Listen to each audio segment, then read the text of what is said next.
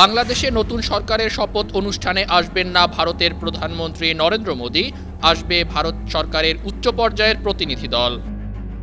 ইরানে টানা কয়েক সপ্তাহ অভিযানের প্রস্তুতি নিচ্ছে যুক্তরাষ্ট্র, চুক্তি হলে খুশি হবেন প্রেসিডেন্ট ট্রাম্প, বলছেন মার্কিন পররাষ্ট্রমন্ত্রী। পবিত্র রমজান মাসে কর্মঘণ্টা কমালো আরব আমিরাত, আল আকসা মসজিদে মুসলিমদের প্রবেশাধিকার সীমিত করার পরিকল্পনা করেছে ইসরায়েল। রুশ প্রেসিডেন্ট ভ্লাদিমির পুতিন যুদ্ধের দাস, তাকে ছাড় দিলে শান্তি আসবে না, বলছেন ইউক্রেনের প্রেসিডেন্ট ভলোদিমির জেলেনস্কি।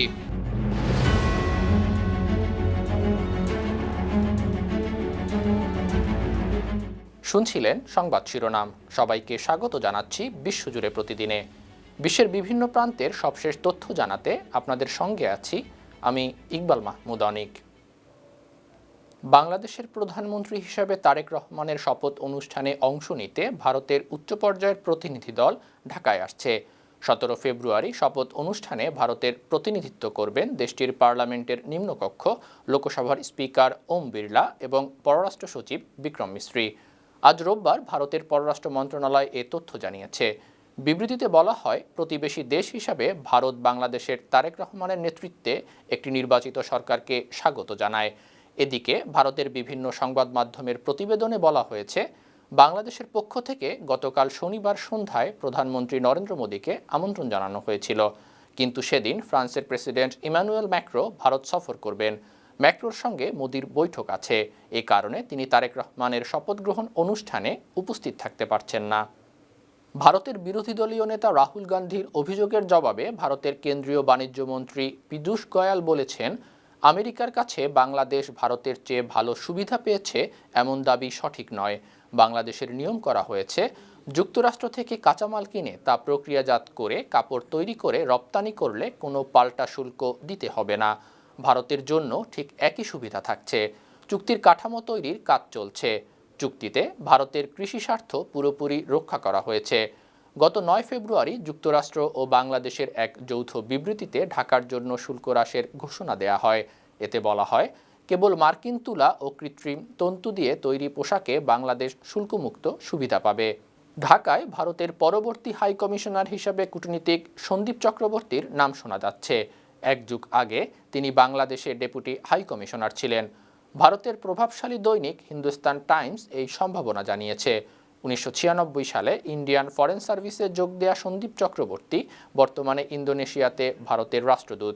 তিনি 2012 থেকে 2015 সাল পর্যন্ত বাংলাদেশে ডেপুটি চিফ অব মিশন হিসেবে কর্মরত ছিলেন।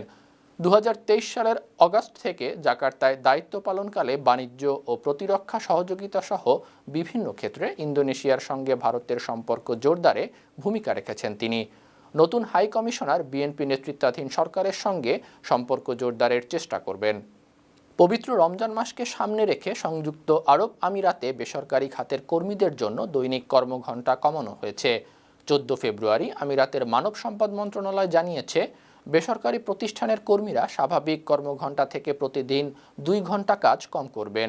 নির্ধারিত কম সময়ের অতিরিক্ত কাজ করালে কর্মীদের অতিরিক্ত পারিশ্রমিক দিতে হবে। সরকারি খাতের কর্মীরা সোমবার থেকে বৃহস্পতিবার সকাল 9টা থেকে দুপুর 2:30টা পর্যন্ত অফিস করবেন। শুক্রবার অফিস করবেন সকাল 9টা থেকে দুপুর 12টা পর্যন্ত। তবে বিশেষ দায়িত্ব বা ভিন্নধর্মী কাজের ক্ষেত্রে এ সময়সূচি পরিবর্তন করা যেতে পারে। আগামী পবিত্র রমজান মাসে আল আকসা মসজিদে নামাজ আদায়ের জন্য মুসলিমদের প্রবেশাধিকার সীমিত করার পরিকল্পনা করেছে ইসরায়েলি কর্তৃপক্ষ। জেরুজালেমের সাবেক গ্র্যান্ড মুফতি ও সুপ্রিম ইসলামিক কাউন্সিলের প্রধান শেখ একরিমা সাবরি এই তথ্য জানিয়েছেন।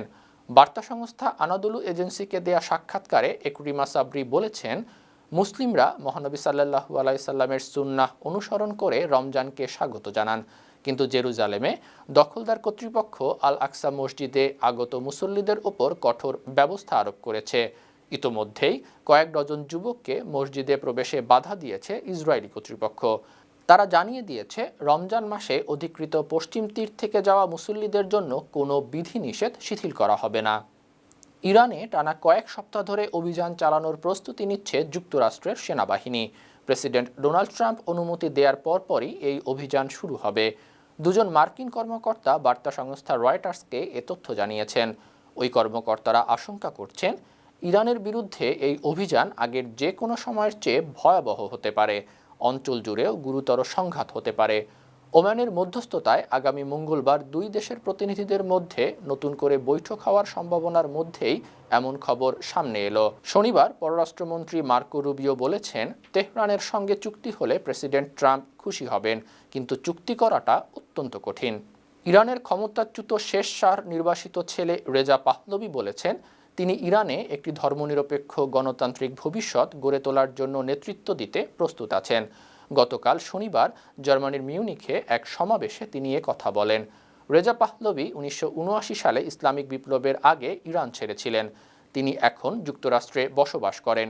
গতকাল মিউনিখে প্রায় 2 লাখ সমর্থকের সামনে তিনি বলেন, ইরানিদের জন্য রূপান্তরের নেতা হিসাবে ভূমিকা রাখতে তিনি অঙ্গীকারবদ্ধ। ব্যালট বক্সের মাধ্যমে গণতান্ত্রিক ও স্বচ্ছ প্রক্রিয়ায় ইরানের ভাগ্য চূড়ান্ত করা হবে।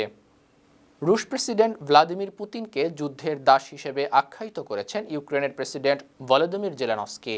শনিবার মিউনিক নিরাপত্তা সম্মেলনে এই মন্তব্য করেছেন তিনি।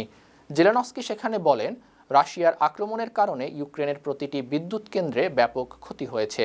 তিনি বর্তমানে রাশিয়া ইউক্রেন যুদ্ধের প্রেক্ষিতে আঞ্চলিক ছাড় বা ভূখণ্ড হস্তান্তরের ধারণাকে 1938 সালের মিউনিক চুক্তির সাথে তুলনা করেছেন। সতর্ক করেছেন, হিটলারের মতো পুতিনকে ছাড় দিলে শান্তি আনবে না, আগ্রাসনকে আরও উস্কে দেবে।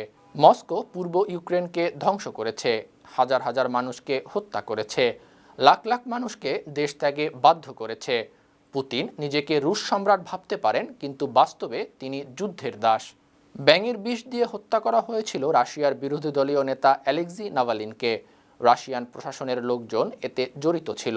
যুক্তরাজ্য, ফ্রান্স, জার্মানি, সুইডেন ও নেদারল্যান্ডসের যৌথ গোয়েন্দা তদন্তে এমন তথ্য জানা গেছে। গ্যাস খাতের সরকারি মালিকানাধীন প্রতিষ্ঠান গ্যাসপ্রম এবং তেল খাতের সংস্থা রসনেফট এর বিরুদ্ধে দুর্নীতির অভিযোগ করে 2008 সালে আলোচিত হয়েছিলেন নাভালিন। তার 2 বছর পর তিনি আইনজীবীদের নিয়ে রসপিল নামে একটি দুর্নীতি বিরোধী প্রকল্প হাতে নেন। 2011 সালে তিনি ফাউন্ডেশন ফর ফাইটিং কারাপশন প্রতিষ্ঠা করেন। এটি রাশিয়ার উচ্চপদস্থ রাজনৈতিক মহলের দুর্নীতির তথ্য ফাঁস করে। গত 2 বছর আগে সাইবেরিয়ার একটি কারাগারে মারা যান নাভালিন। নমুনা পরীক্ষা করে জানা গেছে, নাভালিনের শরীরে ব্যাঙের চামড়ায় থাকা প্রাণঘাতী বিষ ছিল। এ ব্যাপারে রুশ পররাষ্ট্র মন্ত্রণালয়ের মুখপাত্র মারিয়া জাকারোভা বলেছেন, পরীক্ষার ফলাফল পেয়ে তিনি মন্তব্য করবেন।